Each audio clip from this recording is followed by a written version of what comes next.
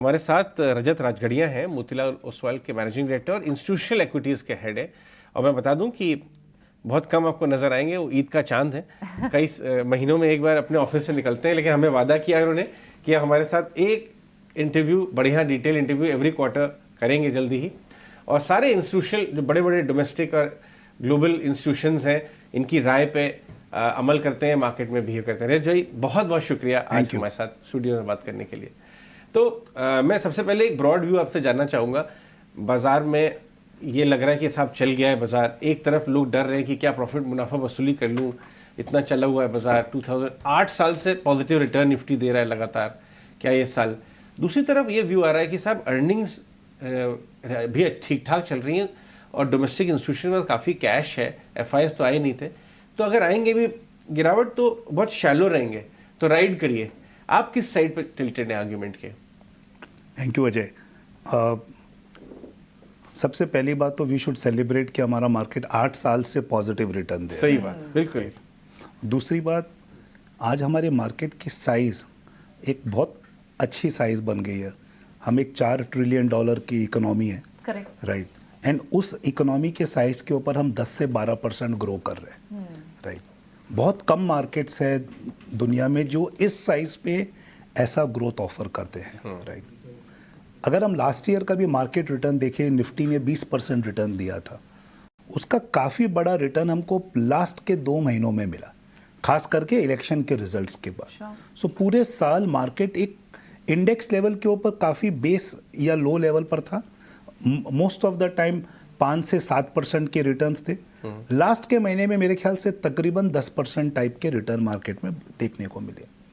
But last year का पूरा साल ब्रॉडर मार्केट को डेडिकेट हुआ था। अगर निफ्टी ने 20% दिया है तो ब्रॉडर मार्केट में बहुत स्टॉक्स 100 से 200% रिटर्न्स भी जनरेट किए रहे। मुझे लगता है वो एक ज़्यादा इम्पॉर्टेंट क्वेश्चन है आज कि ब्रॉडर मार्केट को हम कैसे देखते हैं यहाँ से, राइट। पहले हम अगर निफ्टी की बात करें तो मुझे लगता है कि हमारी अर्निंग्स ग्रोथ चाहे अगले साल हो, अगले 3 साल हो, 15% लोअर लेवल पे 20% ऊपर के लेवल पर आप ले लीजिए, तो वो रेंज एक फिक्स्ड है। उसमें ऑफसेटिंग कंपनीज रहेगी। कभी IT थोड़ा डाउन रहेगा तो ऑटो ऊपर रहेगा, कभी बैंक्स ऊपर रहेंगे तो मेटल्स डाउन रहेगा, राइट। अब ये एक बहुत ही बड़ा डाइवर्सिफाइड मार्केट बन गया, राइट। दूसरी बात, हमारे जो IPO मार्केट्स में एक बहुत अच्छा काम हो रहा है। जैसे हम बोलते हैं हमेशा अनऑर्गेनाइज्ड टू ऑर्गेनाइज्ड का ट्रेंड है, वैसे ही अनलिस्टेड टू लिस्टेड का एक बहुत बड़ा ट्रेंड चालू हुआ है, राइट। जैसे जैसे कंपनीज अनलिस्टेड टू लिस्टेड हो रही है, आप उनके प्रॉफिट मार्जिन्स, उनके way of running the businesses देखिए, वो सब और बेहतरीन होते जा रहे हैं। ये सारी चीज़ें आपको लास्ट में वैल्यूएशन में बेक करना पड़ता है। आज अगर हम 20 टाइम्स अर्निंग्स पे ट्रेड हो रहे हैं फॉरवर्ड, राइट, आप बोल सकते हो कि सस्ता, मतलब सस्ता नहीं है, मैं बोलूँगा कि महंगा भी नहीं है। तो एटलीस्ट अगर आपका 15% अर्निंग्स ग्रोथ आता है, उतना रिटर्न आपको बेस केस के बेसिस के ऊपर मार्केट में अगले 1 साल के लिए मानना चाहिए। अभी वो उससे 2% कम आए, ज़्यादा है, इतना मैटर नहीं करता है। बट वो ज़्यादा मैटर करता है कि आप सही सेक्टर्स और सही स्टॉक्स को पिक कर सकते हैं जो इस ग्रोथ को ड्राइव करेंगे। वहाँ आपके रिटर्न्स थोड़े से ज़्यादा अच्छे बन सकते हैं। एंड लास्टली, थोड़ा लंबा आंसर है, एंड लास्टली, ये साल ऐसा होगा जहाँ पर दुनिया में सारे एक्सपर्ट्स मान रहे हैं कि इंटरेस्ट रेट साइकिल रिवर्स होगी, जी, राइट। पिछले 1.5 साल में हमने इंटरेस्ट रेट साइकिल केवल टाइटन होते हुए देखा है, right. India as an economy needs low cost of capital, because हम एक ग्रोथ मोड में है, कैपेक्स मोड में है। अब अगर यहाँ से रेट साइकिल कम होगी तो वो भी हमको बेनिफिट ही करेगी। कॉर्पोरेट्स के लिए अच्छा है, कॉर्पोरेट्स के लिए भी अच्छा है, इन्वेस्टर्स के लिए भी अच्छा है, बिकॉज आपका डिस्काउंटिंग रेट अकॉर्डिंगली उतना कम हो जाता है। तो मुझे लगता है कि आज हम एक बहुत अच्छे लेवल पर खड़े हैं, right. As a country we are progressing very well. We are fortunate to have such a great political stability with a leader who is powering the nation ahead, and within that हमारे corporates भी अच्छा काम कर रहे हैं, जिसके कारण 15-20% earnings growth आ रही है।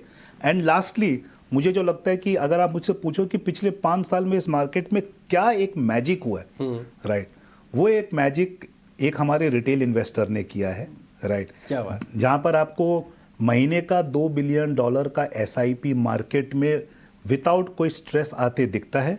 तो $25 बिलियन का SIP इज एश्योर्ड, उसके ऊपर जो इंश्योरेंस, पेंशन, डिस्क्रिशनरी मनी आए, so this is a market which is now for the Indians, right, to own, which was never the case till 5 years back. ये बहुत अच्छी बात बोली आपने कि रिटेल इन्वेस्टर ने इस बार जबरदस्त पैसा कमाया है और उसका विश्वास अपनी इकोनॉमी में, अपने मार्केट की तरफ बढ़ा है। उसका हम परिचय काफी हद तक देख भी रहे हैं कि फॉल्स बहुत शैलो होते हैं। मैं वापस जाऊंगा अर्निंग्स वाली बात पे, क्योंकि बाजार का अर्निंग सीजन शुरू होने वाला है।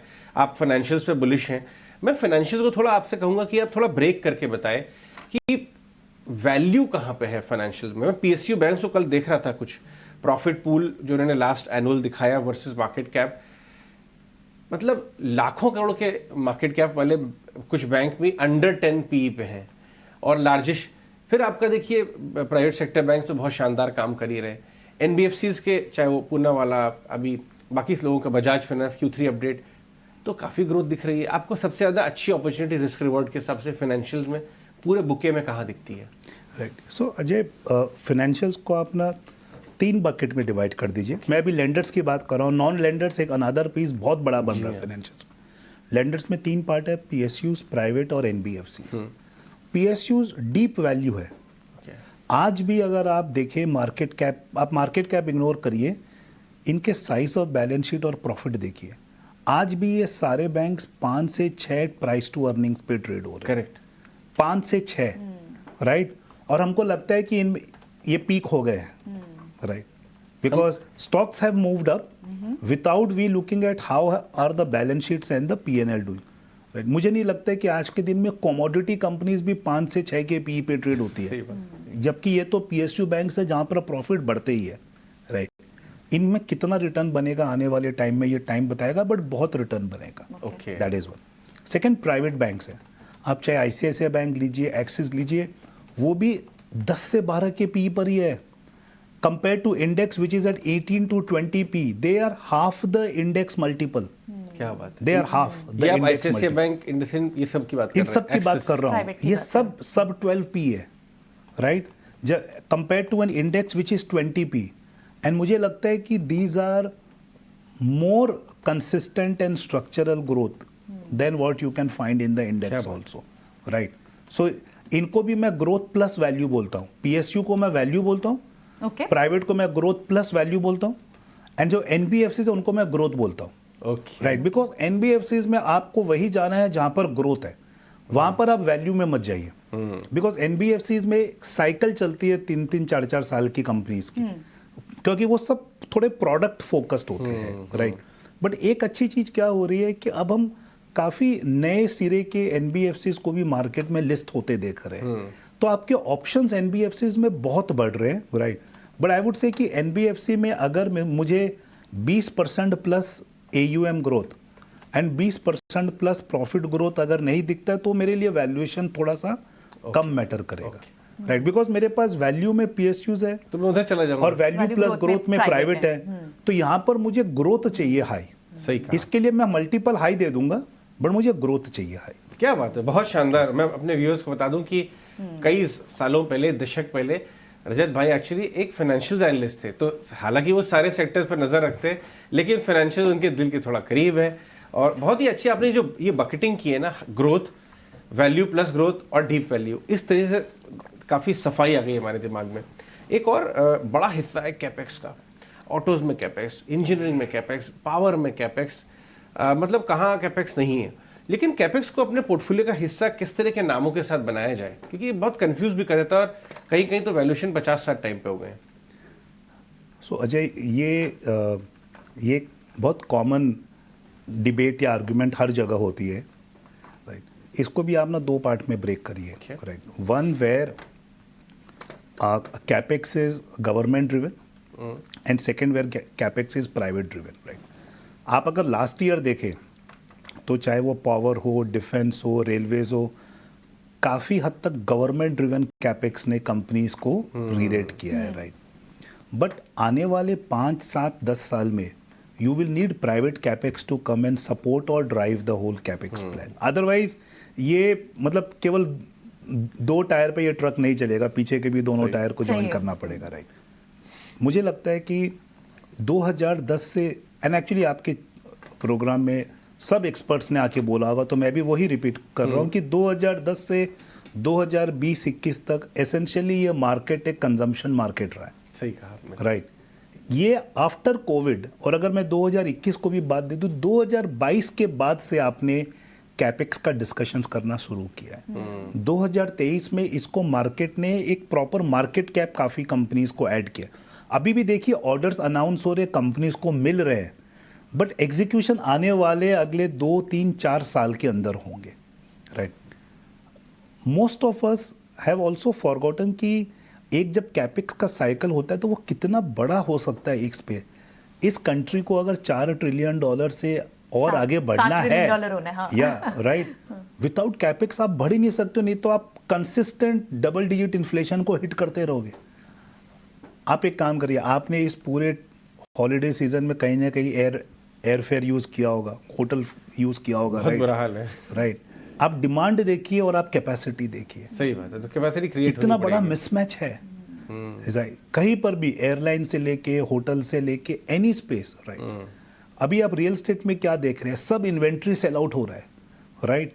इस कारण से prices in the premium market, luxury markets have again gone back to their highs. Right.